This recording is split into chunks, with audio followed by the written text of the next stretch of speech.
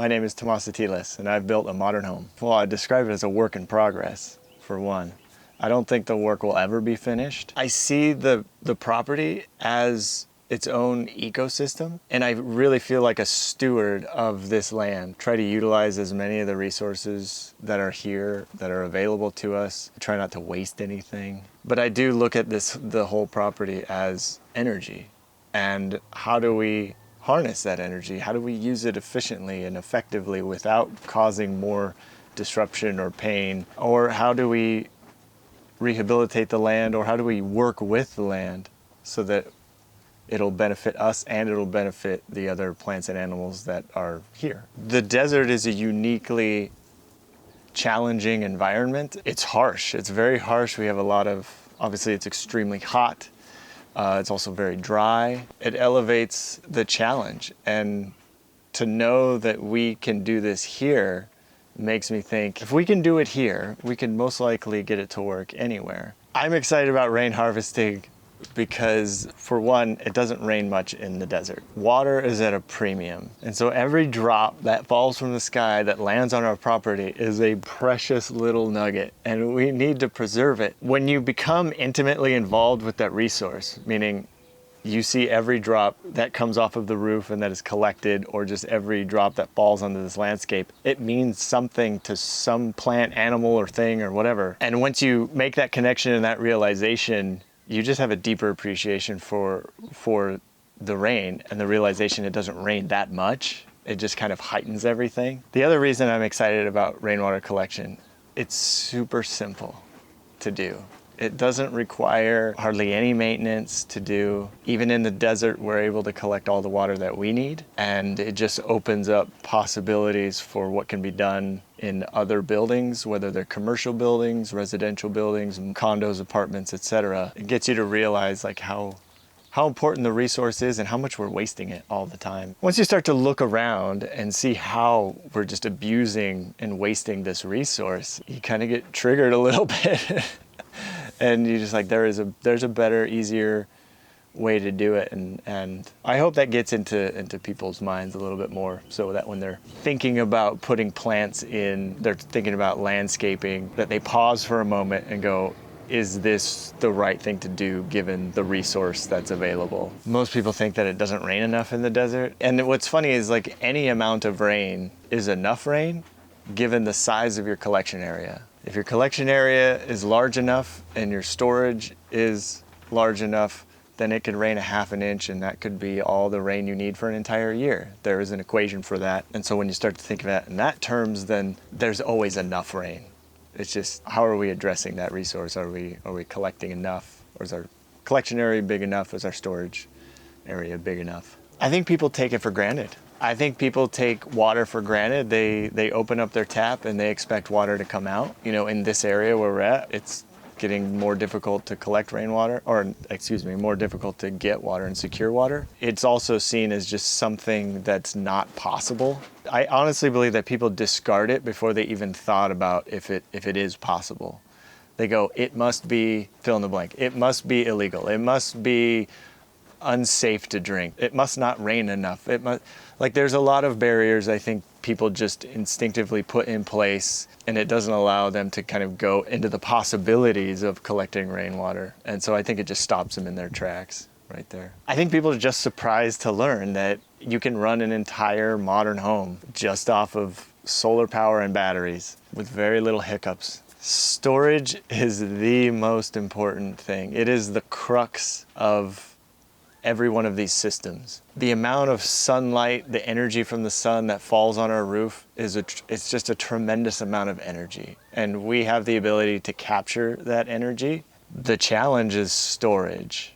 And once, lithium batteries, and I'm sure other technologies will come in the future that have higher energy densities that are maybe safer and the systems can be expanded. What people think is that the solar panels are the things that are actually powering your house, and that's not entirely true.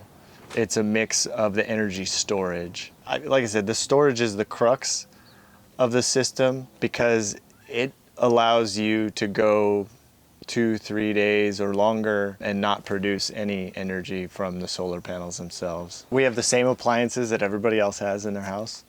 We, stove, dryer, etc. We don't ever feel like we are sacrificing in using any one of those energy appliances. The house itself is just as central air. We did take some measures to try and make it as energy efficient as we could from not allowing so much heat to get into the house. But beyond that, we operate our house like anybody else. We do laundry like everyone else. We run the dishwasher, we cook. I mean, we're not out in the back, scrubbing laundry by hand in a wash tub, because we don't have energy. That's not how we want to live, and we don't have to. I don't think you need to be wealthy to do this, and I say that because these systems are all scalable. You can scale it down, you can get it into a smaller package to fit your lifestyle. It can be expanded out, and obviously cost is attached to that. I think from the very beginning, for us, we knew that we wanted to be 100% off the grid.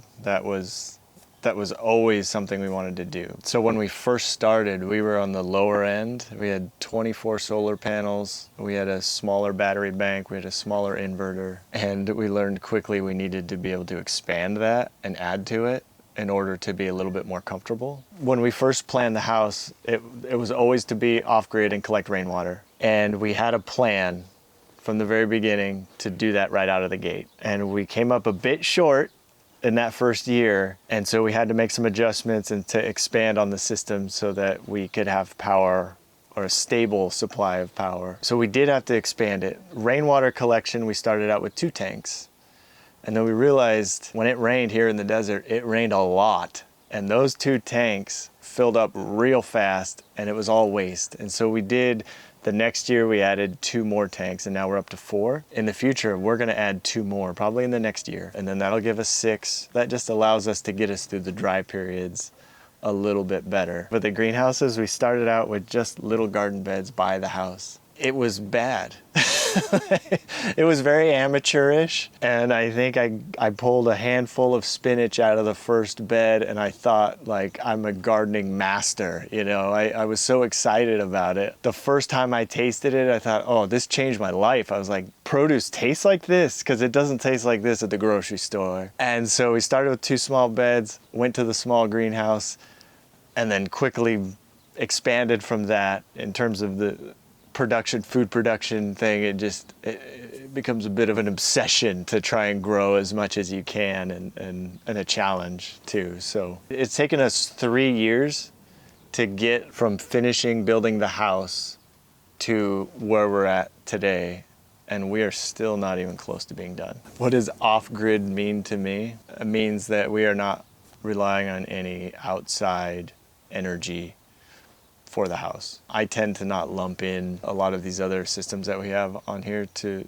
kind of define off-grid. I just think of it as an energy thing. So when I say we're 100% off-grid, it's we produce 100% of our own power. We do not have grid power coming to the property whatsoever. No grid power has ever come on this property, and it never will. I mean, it's challenging, and I enjoy the challenge. I mean, there's definitely a sense of accomplishment and pride. You've built this in this way that not a lot of people have experienced. This property and what we do here has become increasingly more important for the fact that it gives us an opportunity to share with other people, to demonstrate that you can live this way, even if you take a little slice of what we're doing here, and you might be able to apply it to your own situation, whether it's your own house, your landscape, and what have you. And then also just to get people to think, maybe we could be looking at the resources slightly differently and have a deeper appreciation for the resources that are readily available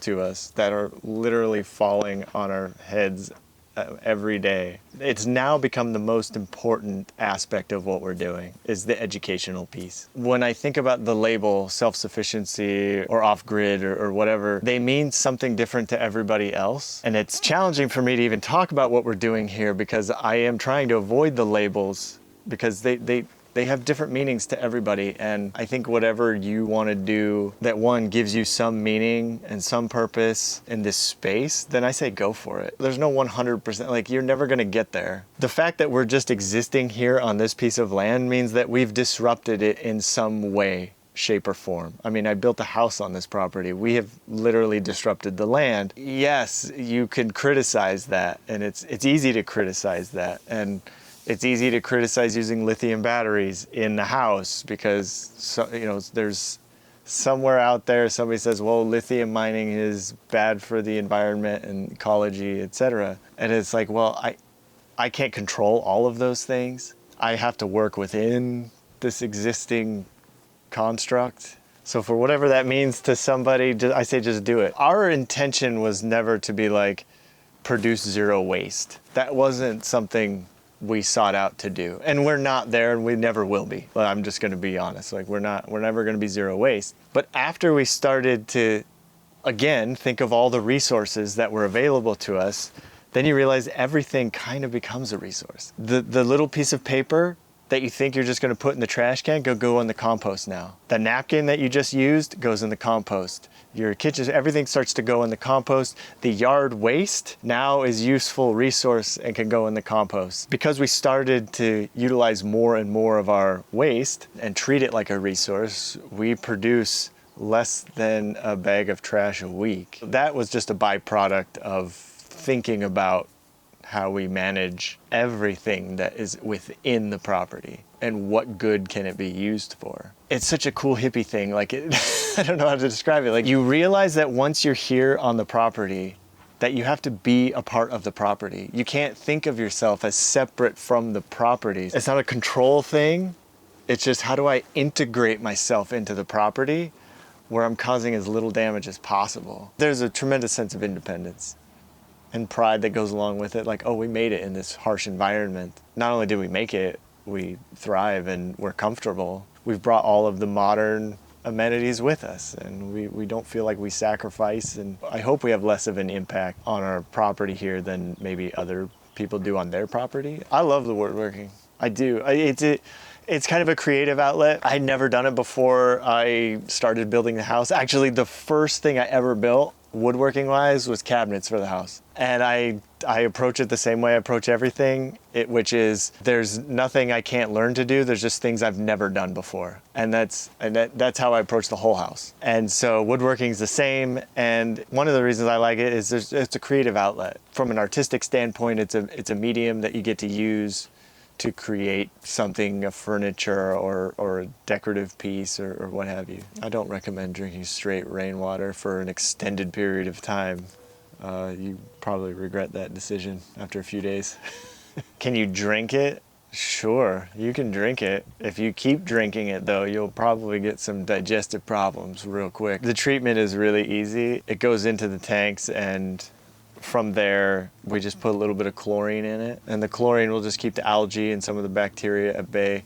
And then as it comes in the house, it just goes through a sediment filter. And then from the sediment filter, it goes into the charcoal filter. That will take out all the chemicals, i.e. the chlorine that we did put in it originally. And then it goes through a UV filter, and it goes to the rest of the house, and it's clean and it's drinkable at that point. Nobody's ever said, hey, you're stealing the water that could be potentially used for the plants. Nobody's ever said that to me. But I honestly did think about that like a long time ago. I thought, God, who are we to like come here and grade this piece of land and then put a house on it and destroy all the plants and animals and then turn around and say, oh, I'm being self-sufficient, I'm being ecologically this and that. And it's like, well, if you want to get to it and you want to be 100% like non-disruptive, then you can just wander the earth and pick and, being a hunter-gatherer kind of thing. And I think we've evolved past that now. When we first started doing this, this idea of building a house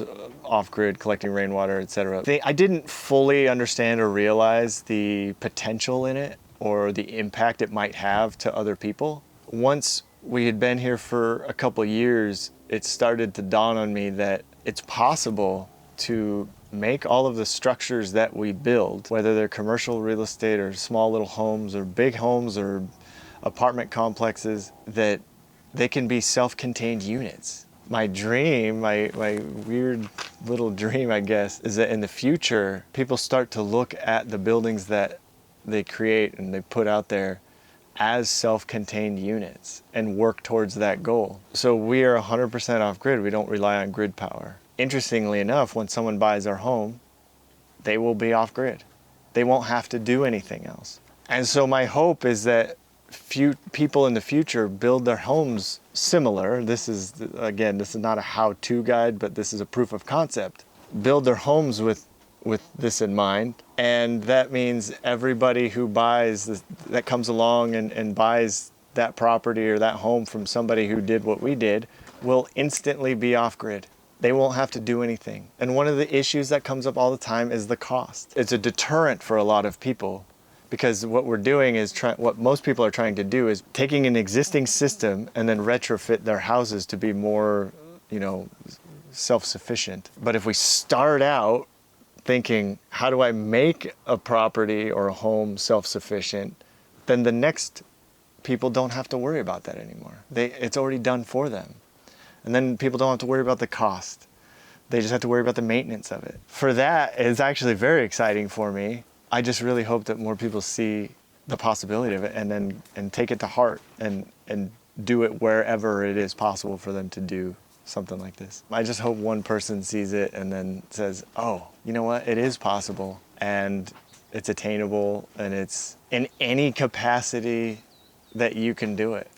I say go for it. If that means starting a little container garden off your back patio or off your balcony of your apartment, I say go for it. If you're building a brand new house, maybe think about what are some of the ways that we can utilize the resources. If nothing else, I really, really want people to start asking themselves more questions. And then instead of saying, oh no, I can't do that, I want people to recognize that it is possible. And I want people to ask themselves this one question: how is it possible that I fill in the blank, whatever that is? That's ultimately what I want people to do. Please do this. Just ask yourself, how can I do XYZ? Is it possible to do XYZ? And explore it. And you'll find that if you're determined enough, there is a way to do it. I don't think there's anything out in the world that isn't possible at some time, at some point in time in the future. They thought electric cars would never happen. Solar panels at one point were a pipe dream. I spent most of my life doing lots of different things. And every time I did something, I always thought, well, what happens if? Or how can I? Or is it possible to? And then I just fill in the blank. And then I go, okay, what do I need to do to make it happen? That's the approach to this whole house. When I was younger, I was into endurance sports, specifically triathlon. When I first got into it, I didn't realize the possibilities. And then I started to get a little bit better, to the point where I thought, oh, I'm really good at this. Maybe I could do this as a career. In that process, I realized there was a monumental shift in the way I thought about the entire world, which was no longer cynical. It was more, I want to achieve this goal. So how do I get there? All of a sudden, it was the whole world for me opened up after going through this kind of transformation with sport. It's a reason why I think a lot of athletes have this endless drive to do other things after their athletic career is over. They realize how difficult it is to become exceptionally good at that sport. They realize the limitation often is kind of what's going on in their head. Once they realize that, then it's oh, the limitation to so many of the things that we're doing has everything to do with our head and the barriers we put in place. But if we start to remove those barriers and ask the right questions, we can achieve this kind of stuff or any other kind of stuff that you want to do. And so now I just take it with me. You go, oh, you want to be a photographer? I go, yeah, I want to try photography, see how it goes. I want to build furniture. I want to see what that's like. But I want to do it the best I can, and there's no barriers. I go in with no barriers. I wish more people did that, I guess. I don't know. Hire us to tell your story. As an independent team of filmmakers, we love producing documentaries for artisans of all trades, honoring skill, passion, and determination. The fruits of our labor literally creates happiness. Founded in 2020, we harness our collective experience and enthusiasm for storytelling to deliver content that resonates with viewers on every level. Think big and think outside of the box. We avoid the constant noise of clickbait news and outrage headlines. instead crafting more intimate narratives that touch on the purpose of life itself. Stories that not only inform but also inspire. Whether it's the art of agriculture, the science of fermentation, an innovative garage startup, or the intricacies of off-grid living, we're here to explore it all and invite you to join us in the discovery. You're just working with what you have at hand instead of having unrealistic expectations. We know the world is brimming with hidden stories waiting to be told. These are tales of ordinary people doing extraordinary things. The biggest thing is to realize that there's nothing that you can't do. Embodying the American spirit that with hard work, dreams really can come true. So whether you're a garage baker, homegrown mycologist, backyard farmer, or off-grid homesteader, send us a message and share your story with the world.